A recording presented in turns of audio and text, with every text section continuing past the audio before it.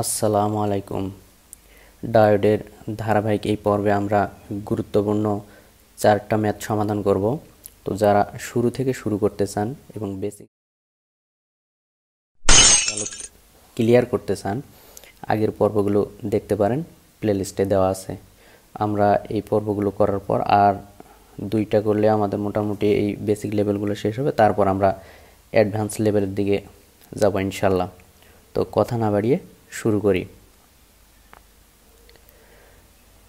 এই ম্যাথে কি বলছে যে বের করতে হবে আইডি, VD2 এবং আউটপুট ভোল্টেজ। আইডি মানে এই যে এখানকার হচ্ছে ডায়োডের মধ্য দিয়ে প্রবাহিত কারেন্ট বের করতে হবে, এবং VD2 হচ্ছে এই যে এই ডায়োডের ভোল্টেজ বের করতে হবে, এবং আউটপুট ভোল্টেজ এই যে এখানে বের করতে হবে।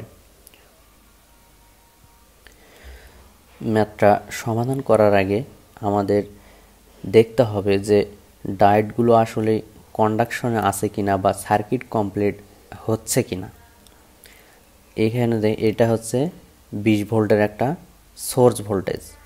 তো এখান থেকে কারেন্ট যদি আমার যাওয়া শুরু করে, এই দিক দিয়ে যদি যায়, তারপর এই ডায়োড কি হবে, ডায়োডটা যেহেতু এই সোর্সের সাথে ফরওয়ার্ডে কানেকশন আছে, তাহলে ডায়োডটা অতিক্রম করে এই পর্যন্ত আসলো। তারপর এখানে এসে দেখেন এইটা কি, এই হচ্ছে সোর্সের সাথে এটা কি ফরওয়ার্ড বায়াসে নেই।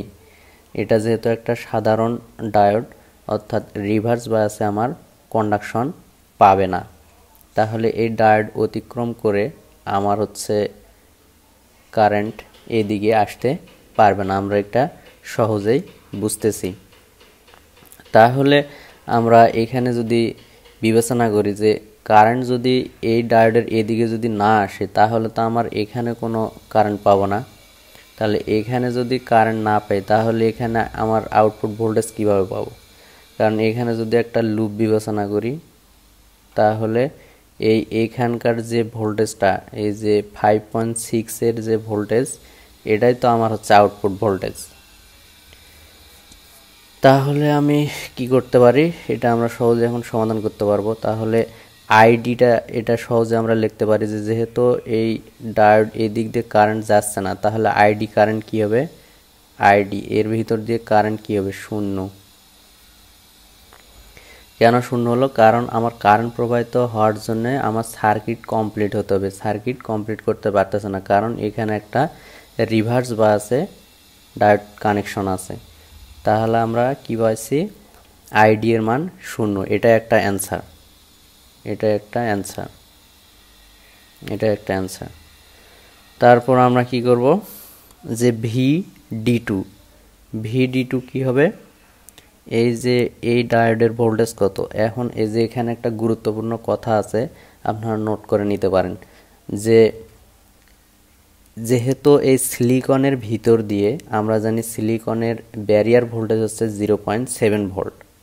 তো এখানে যদি আমরা এটার যদি ভোল্টেজ বের করতে চাই, তাহলে অনেকে কি করবে, 20 মাইনাস 0.7 এটা অনেকেই করবে। কারণ এখানে 0.7 বিয়োগ হবে না। কারণ কি, আমার 0.7 বা হচ্ছে জার্মেনিয়াম বলেন বা গ্যালিয়াম আর্সেনাইড যে ব্যারিয়ার ভোল্টেজগুলো থাকে, ওগুলো তখনই বিয়োগ হবে যখন সার্কিট কমপ্লিট হবে। যখন সার্কিট কমপ্লিট হবে না, এটা ফরওয়ার্ড বাসে যদি থাকে, তাহলে ওর ব্যারিয়ার ভোল্টেজ আমার বিয়োগ করতে হবে না। কথাটা নোট করে নিতে পারেন। তাহলে আমরা কি লিখতে পারি, এই যে VD2 যেটা হবে, তাহলে আমরা সরাসরি যে সোর্সে যে ভোল্টেজটা দিয়েছিলাম, সরাসরি আমরা এই VD2-তে পাবো। তাহলে কি হবে, 20 ভোল্ট। এটা একটা অ্যান্সার, এটা একটা অ্যান্সার। আর তাহলে আমরা কি পাচ্ছি, যে এখানে কোনো কারেন্টই প্রবাহিত হচ্ছে না, যে এই যে 5.6 এই রেজিস্ট্যান্সের ভিতর দিয়ে কোনো কারেন্টই প্রবাহিত হচ্ছে না। তো যদি কোনো কারেন্টই না পায়, তাহলে শূন্য কারেন্ট, তাহলে এখানকার ভোল্টেজ কত, এখানকার ভোল্টেজও হচ্ছে শূন্য। তাহলে এখানকার ভোল্টেজ যদি শূন্য হয়, তাহলে ভি আউটপুটও আমার কত, শূন্য ভোল্ট। এটাই হচ্ছে অ্যান্সার। তাহলে আমরা কি এই আইডির কারেন্ট হচ্ছে 0। তাহলে এই যে এখানে যে VD2 20 কিভাবে পেলাম এটা আবার একবার বলতেছি। এই যে ব্যারিয়ার ভোল্টেজগুলো তখনই বিয়োগ হবে বা এটা ক্যালকুলেশন করতে হবে তখন যখন সার্কিটটা কমপ্লিট হবে। যদি সার্কিট কমপ্লিট না হয় তখন এর ব্যারিয়ার ভোল্টেজটা আমার ক্যালকুলেশন করতে হবে না। বিষয়টা নোট করে নিতে পারেন, খুবই গুরুত্বপূর্ণ, অনেকে এটা ভুল করে। তো এটা হচ্ছে অ্যান্সার আর কি। তো 9 নম্বর কি বলছে, এখানে বলছে যে আইডি কারেন্ট, এটা হচ্ছে ডায়োডের ভিতর দিয়ে প্রবাহিত কারেন্ট বের করতে বলছে এবং ভিডি অর্থাৎ এই ডায়োডের ভোল্টেজ বের করতে বলছে এবং হচ্ছে ভিআর এখানকার ভোল্টেজ বের করতে বলছে এই রেজিস্ট্যান্সের ভিতরে বা ড্রপ ভোল্টেজ এখানকার।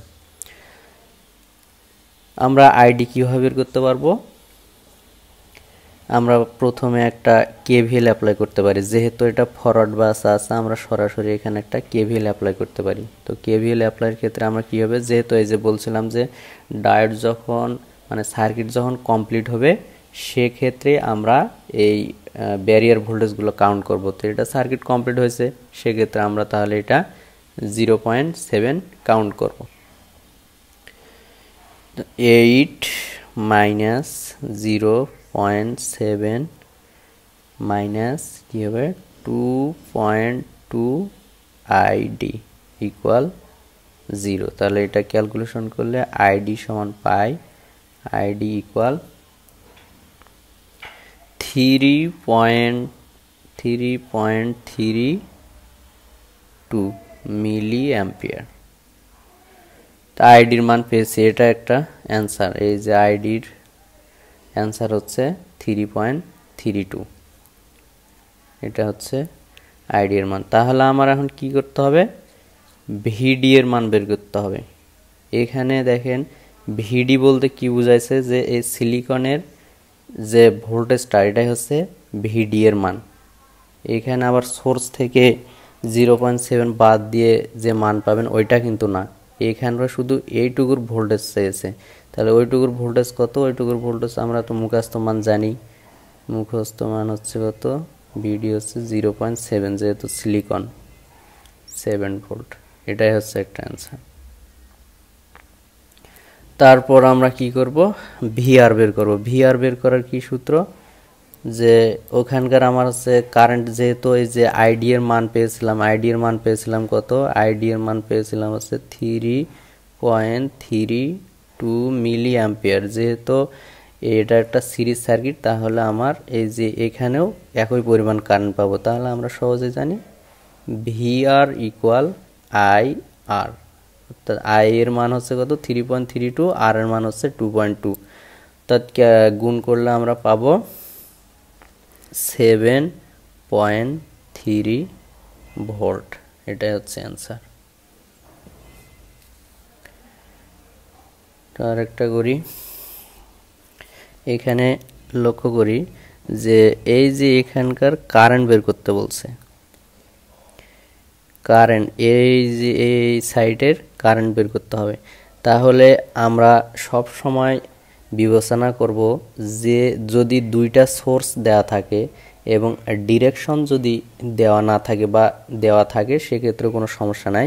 আমরা এই বড় যে সোর্সটা থাকবে ওই সোর্স অনুযায়ী বিবেচনা করে আমরা যে কোন ডায়োড কন্ডাকশনে যাচ্ছে কোন ডায়োড কন্ডাকশনে যাচ্ছে না আমরা বিবেচনা করে ম্যাথ সমাধান করব। এখানে যদি আমরা এই 20কে যদি আমরা রেফারেন্স ধরি বা এটা অনুযায়ী যদি আমরা দেখি যে এই সোর্সের সাথে কি আছে, একটা ফরওয়ার্ড বায়াসে আছে আর এটা হচ্ছে কি রিভার্স বায়াসে আছে। রিভার্স বায়াসে থাকলে আমরা জানি সাধারণ ডায়োড কন্ডাকশন পায় না।